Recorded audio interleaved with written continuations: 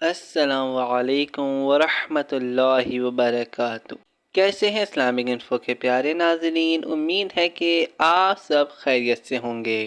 جیسا کہ قربانی کے دن قریب آ رہے ہیں، ویسے ہی منڈیوں میں لوگوں کا رش بڑھتا جا رہا ہے اور سب لوگ قربانی کے جانور خریدنے کے لیے جانور پسند کر رہے ہیں۔ لیکن جانور خریدنے سے پہلے چند باتوں کا جاننا بہت ضروری ہے، جو ہم اس ویڈیو میں آپ کو بتائیں گے۔ لیکن اس سے پہلے آپ ہمارے اسلامک انفو چینل کو ضرور سبسکرائب کر دیجئے گا، اس سے ہمیں بہت حوصلہ ملتا ہے اگلی ویڈیو بنانے کے لیے۔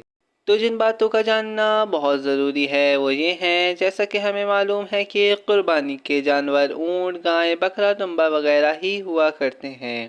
لیکن ان کی عمر کیا ہونی چاہیے؟ کیا جانور قربانی کے قابل ہو چکا ہے یا نہیں؟ تو اب ہم اس بات کا جواب دیتے ہیں کہ کس جانور کی عمر کتنی ہو تو وہ قربانی کے قابل ہو جاتا ہے۔ نمبر 1، اونٹ کی عمر 5 سال یا اس سے زیادہ ہو تو اونٹ قربانی کے قابل ہو جاتا ہے۔ نمبر 2، گائے کو جیسا کہ لوگوں کی ایک بڑی تعداد خریدتی ہے، تو اس کی عمر کے متعلق جاننا بہت ضروری ہے۔ تو اس کی عمر 2 سال یا اس سے زیادہ ہو تو گائے قربانی کے قابل ہو جاتی ہے۔ نمبر 3، بکرے کی عمر 2 سال یا اس سے زیادہ ہو تو قربانی کے قابل ہو جاتا ہے، جیسا کہ گائے کے لیے بتایا گیا ہے۔